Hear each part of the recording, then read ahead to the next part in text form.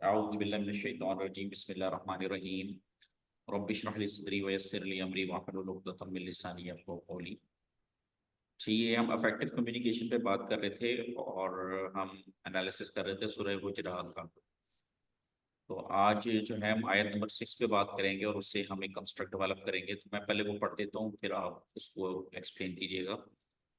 आयत जी नंबर 6 में ये बड़ी खूबसूरत आयत है और इसका तर्जुमा अगर आप देखें तो अल्लाह फरमाते हैं, ईमान वालों, अगर कोई फासिक तुम्हारे पास कोई खबर लाए तो तहकीक कर लो कि कहीं किसी कौम को अनजाने में तकलीफ ना दे बैठो, फिर अपने किए पर शर्मिंदा होना पड़े। जी। तो अच्छा। इससे इसका जो जी इससे जो मैंने कंसेप्ट निकाला है वो ये निकाला है कि verify information before acting. So always verify the information you receive specially from questionable sources to prevent any unintentional harm और मिस्टेक। तो इसको, इस आयत को कैसे आप अंडरस्टैंड करती हैं?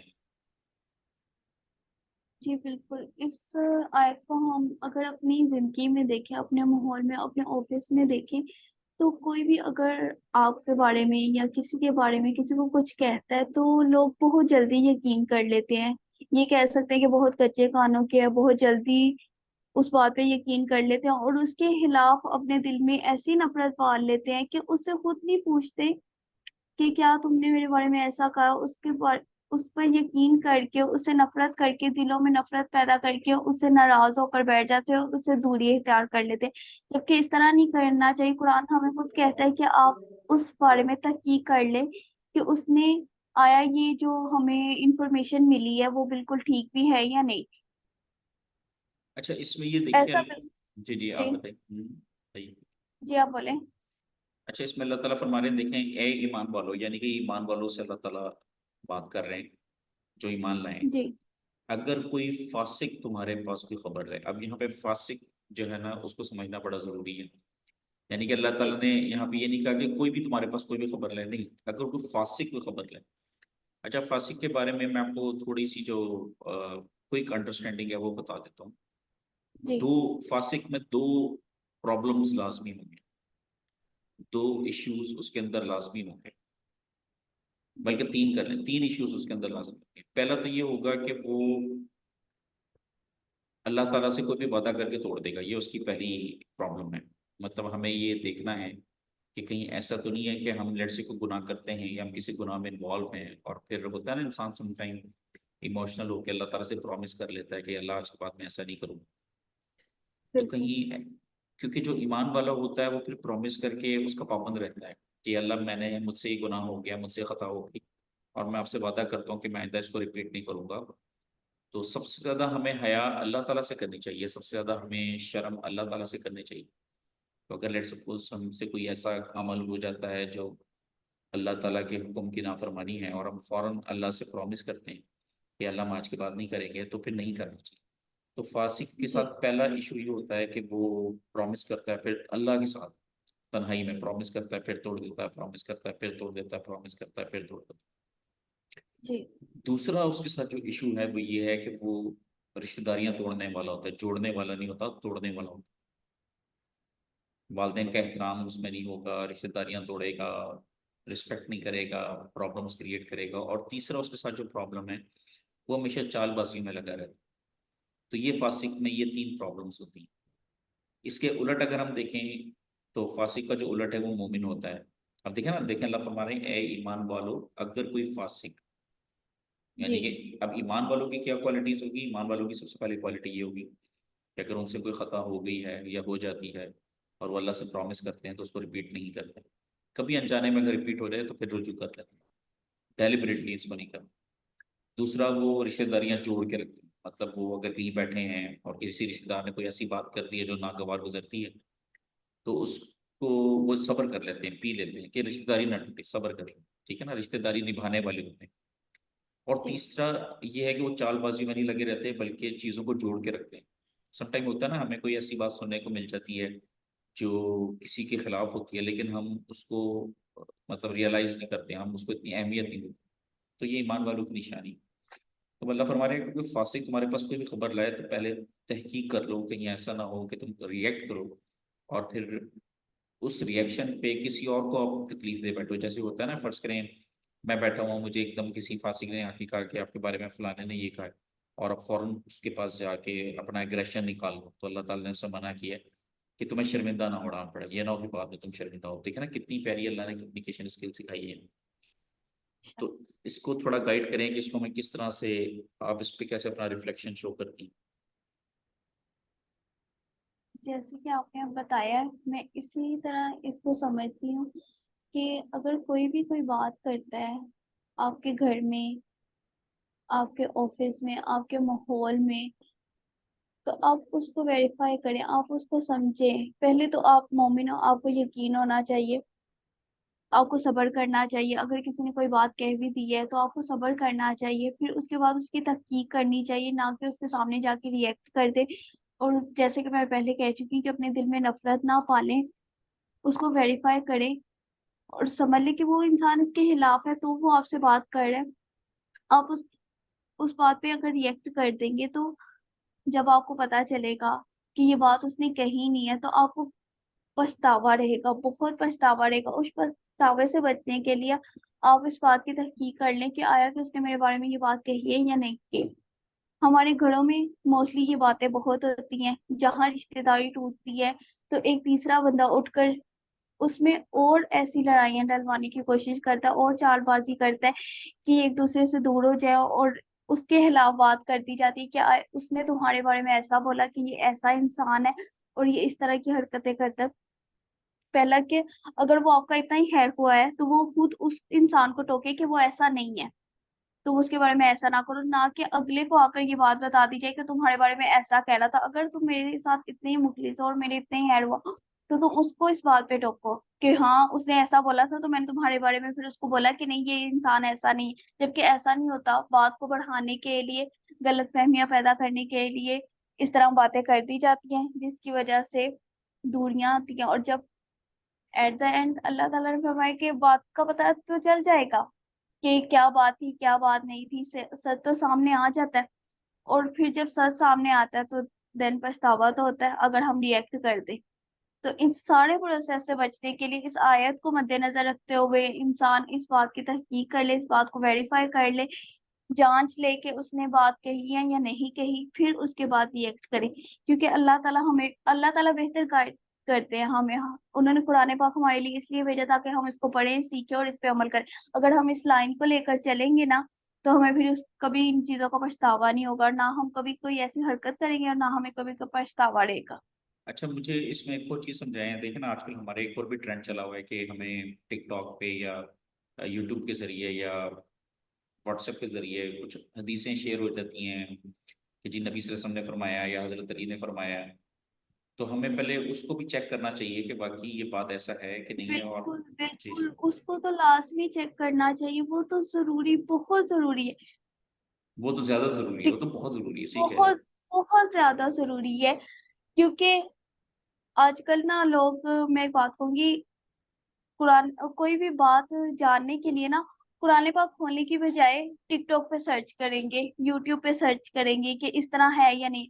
वहां 5-6 वीडियोस आती हैं, किसी में कुछ कहा जाता है, किसी में कुछ कहा जाता है, और इंसान अपनी आसानी के लिए इस्लाम को ना अपने मुताबिक ढाल रहा है, और जो उसको इजी लगता है वो उस पे अमल कर लेता है, जबकि ऐसा नहीं होना चाहिए।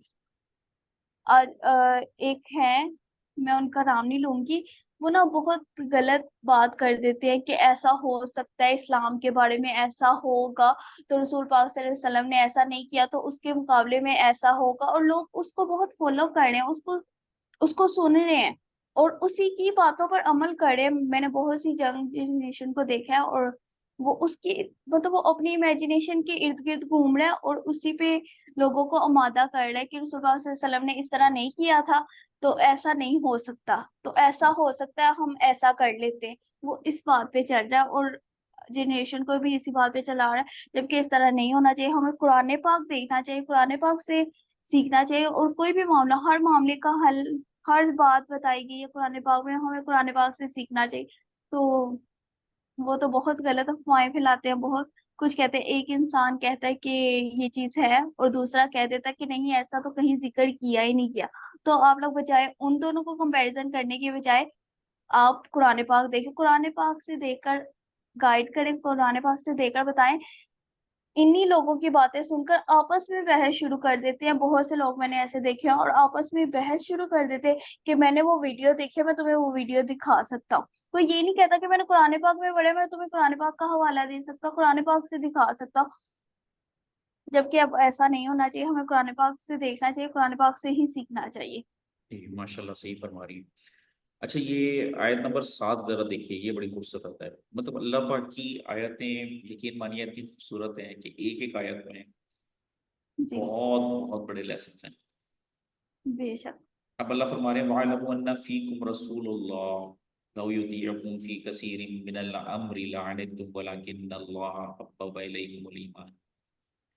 अल्लाह फरमा रहे हैं और जान लो कि तुम में अल्लाह के रसूल तशरीफ फरमा हैं, अगर बहुत से मामलात में वो तुम्हारी बातें मान लें तो तुम ज़रूर मुशक्क़त में पड़ जाओगे, लेकिन अल्लाह ने तुम्हें ईमान महबूब बना दिया है और उसे तुम्हारे दिलों में आरास्ता कर दिया, और कुफ्र और हुक्म अदूली और नाफरमानी तुम्हें नागवार कर दी, ऐसे ही लोग रुश्त व हदायत वाले हैं। अच्छा इसमें दो चीज़ें मैं पहले एक्सप्लेन करता हूँ, फिर मैं आपके ना रिव्यूज़ दूंगा। जी।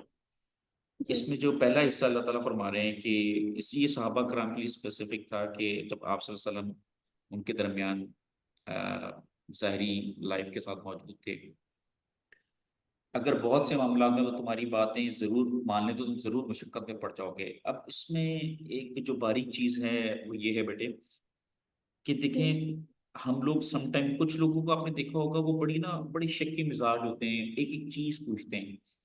जैसे मैं आपको इसकी एक छोटी सी मिसाल दे सकता हूँ। जैसे फर्स्ट करें आप डॉक्टर के पास गए, डॉक्टर ने कहा कि जी आपने बीफ नहीं खाना। जी। अच्छा जब डॉक्टर आपको कह रहा है बीफ नहीं खाना, इसका क्या मतलब है? आप इसका मतलब क्या समझते कि वो हमारी बेहतरी के लिए कह रहा है, हमारी हेल्थ अच्छी होने के लिए कह रहा है। हैं? लेकिन देखे ना वो हमारा कह जो रहा है। इशू है। हाँ। अच्छा मैं मेरा ये पूछना आपसे ये कि अगर वो कह रहा है बीफ नहीं खाना तो इसका मतलब हम बाकी सारी चीजें खा सकते हैं ना। हाँ जी, बिल्कुल। लेकिन अगर हम खुद पूछें अच्छा फिर मैं मटन खा सकता हूँ, अब वो कहेगा कि नहीं नहीं मटन भी नहीं खाना।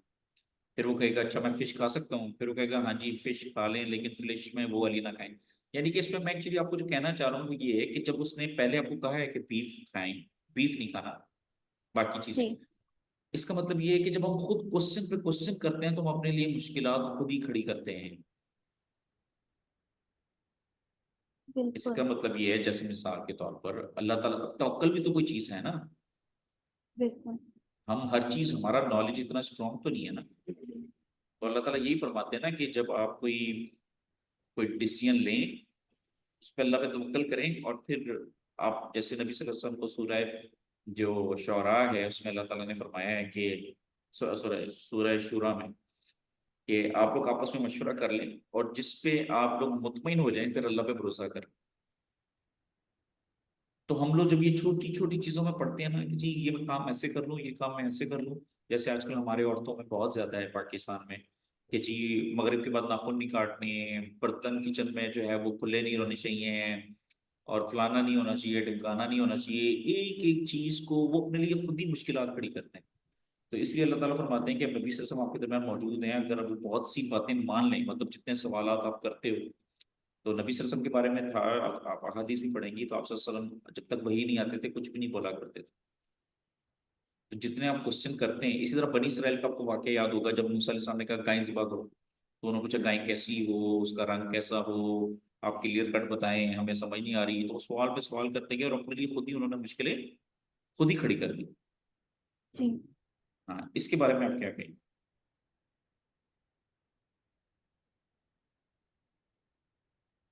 ठीक है, इसके बारे में मैं ये कहूंगी कि हम अपनी लाइफ से एग्जांपल लेते हैं। जैसे माँ बाप होते हैं, अपनी औलाद को समझाते हैं, एक चीज के लिए रोकते हैं, तो औलाद पूछती है कि ऐसा क्यों नहीं करना, इसकी वजह क्या है। सवालात करते जाते हैं, अपने लिए मुश्किलात खड़ी करी जाते हैं। माशाल्लाह लाइक माशाल्लाह। अगर किसी चीज से डराने के लिए या किसी चीज से रोकने के लिए माँ बाप उन्हें अगर कुछ एग्जाम्पल देते हैं या कुछ कहते हैं कि आपने ऐसा नहीं करना, आप ऐसा करोगे तो ऐसा होगा, उनकी बेहतरी के लिए उन्हें समझाया जाता है, थोड़ा सा डराया जाता है। तो फिर बच्चे मजीद पूछते रहते हैं, माँ बाप थोड़ा सा सच झूठ अपने बच्चे की अच्छी तरबियत करने के लिए थोड़ा सा सच झूठ बोल के गाइड कर देते हैं।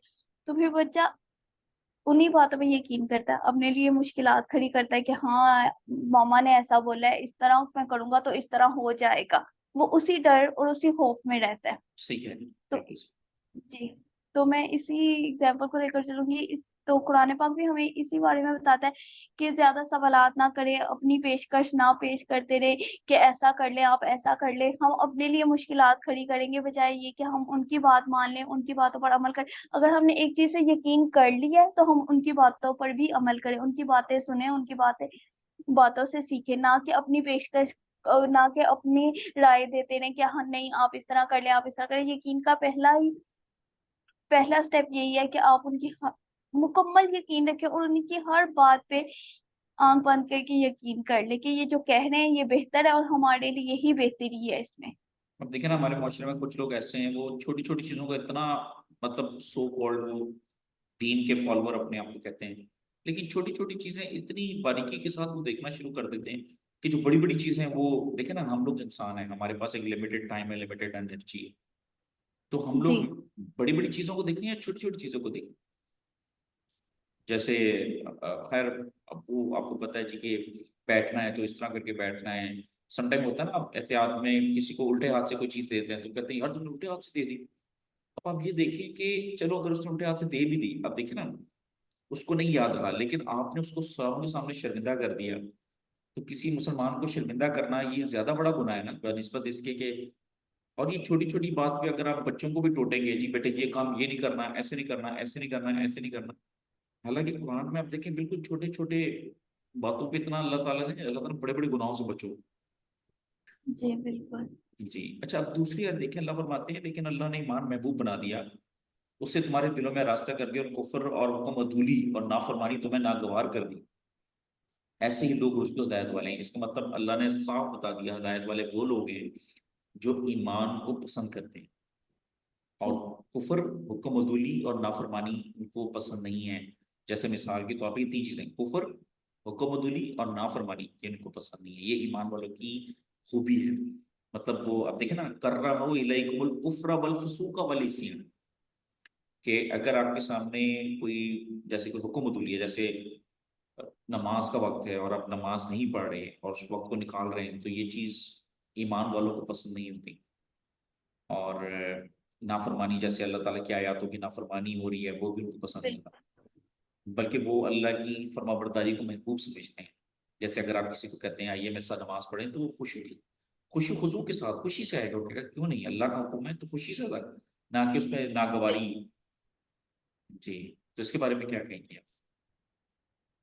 बिल्कुल ऐसी है कि अल्लाह ताला उन्हीं को पसंद करता है जो उन जो हम जो अल्लाह ताला की फर्माबरदारी करेंगे, अल्लाह ताला का हुक्म मानेंगे। जाहिर सी बात है, अल्लाह ताला ने हमें पैदा किया, अल्लाह ताला ने सब सब कुछ बनाया है। इस बात पे पुख्ता यकीन रखते हुए हमें अल्लाह ताला की हर बात माननी चाहिए। जो जो अल्लाह ताला ने हुक्म दिए है कि हमें रसूल सल्लल्लाहु अलैहि वसल्लम की जिंदगी के मुताबिक, उनकी जिंदगी के मुताबिक अपनी जिंदगी भी गुजारनी चाहिए। उन्हीं की जिंदगी से सीख कर हमें जिंदगी गुजारनी चाहिए, नाफरमानी नहीं करनी चाहिए। तो अल्लाह ताला ऐसे लोगों को ही पसंद फरमाएंगे, हम्म। ना कि उनको कि जो उनकी नाफरमानी करते हैं, जो कुफर करते हैं, जो किसी का दिल दुखाते हैं। अच्छा, अब आपने समराइज करना है इन दो आयत में आपने क्या सीखा, पहले उसको समराइज कीजिए कि आपने क्या सीखा और क्या मैसेज देना चाहती हैं, फिर हम इंशाल्लाह इस सेशन को वाइंड अप करते हैं। मैंने इन आयात में ये सीखा है कि कभी भी किसी की बात पर बिना तहकीक के यकीन नहीं करना चाहिए, और ना ही आप लोग भी करें, चाहे वो इस्लाम के मामले में है, घर के मामले में है, आपके माहौल के मामले में। खास तौर पे इस्लाम पे ज्यादा जोर देना है कि अगर आपको कोई कह देता है कि इस नमाज में इतनी रकत है, इतनी सुन्नत है, ऐसे पढ़नी है, ऐसे पढ़नी है, तो बजाय यूट्यूब से देखने के आप कुरान से सीखें, कुरान से देखें और बहस से गुरेज करें, क्योंकि यहाँ पर बहस ज्यादा होती है, अमल कम होता है। अच्छा बेटे, इसमें मैं तो आपको लिहाजा थोड़ा सा मैं इसमें रेक्टिफाई करता हूँ। आपने कहा ना कभी भी किसी के लिए नहीं, सिर्फ फासिक का अल्लाह जी ताला ने कहा है। जी जी, सॉरी। फासिक ओके। फासिक की बात पे आपने यकीन नहीं करना, लेकिन अच्छा मैं इसमें आपको बताता हूँ, लेकिन अल्लाह की तरफ से होता है तो वो चीज़ें हमें सीखने को मिल जाती हैं। अगर कोई ईमानदार है, अगर कोई मोमिन है, और वो आपको कोई एडवाइस दे रहा है, और अगर आप उसकी बात पे भी यकीन ना करें तो फिर वो ये गलत है। तो वो आपको नजर आ जाता है, देखिए ना, हमें लाइफ में पता चल जाता है कि यार ये बंदा, मैं इसको 10 सालों से जानती हूँ, और ये 10 सालों से जी इसने कभी झूठ नहीं बोला, ये रिश्तेदारों का एहतराम भी करता है। तो अगर इससे इन्फॉर्मेशन दी है तो हम उसकी इन्फॉर्मेशन पे यकीन कर सकते हैं। लेकिन इस बंदा या बंदी को मैं जानती हूँ, ये हमेशा लोगों में फसाद मचाता है, और हाँ जी ये फासिक है, तो इसकी बात पे तो मैं कभी भी ट्रस्ट नहीं करूंगी जब तक मैं इसको वेरीफाई ना करूँ। जी ठीक है। ठीक है। जी। जी मैं इस चीज को करेक्शन कर लेती हूँ कि फासिक की बात पर आपने यकीन नहीं करना। और दूसरा, ये बात मैंने सीखी है कि आप कि बहुत से मामलात ऐसे हैं जिनमें अल्लाह ताला ने हमें हर चीज़ का हुक्म दिया है, या हमारे घर में हमारे माँ बाप, हमारे उस्ताद, हमारे दोस्त जो हमें कोई चीज़ बताते हैं, हम उससे बहस करने की बजाय, उनसे मजीद सवालात करने की बजाय, उन्हें अपने मुताबिक डालने की बजाय, हम उनकी बातों पर यकीन करके, उनकी बातों पर यकीन करें, उनकी बातें माने, मजीद अपने लिए मजीद सवालात करके अपने लिए मुश्किलात खड़ी ना करें। और अल्लाह, बेशक अल्लाह ताला ऐसे लोगों को भी पसंद करता है जो उनकी फरमाबरदारी करते हैं, जो अल्लाह ताला के अहकामात के मुताबिक जिंदगी गुजारते हैं, उनकी बात मानते हैं अल्लाह ताला की। और कुरान हमारे लिए ना एक बेहतरीन बेहतरीन जिंदगी गुजारने के लिए एक बेहतरीन किताब है।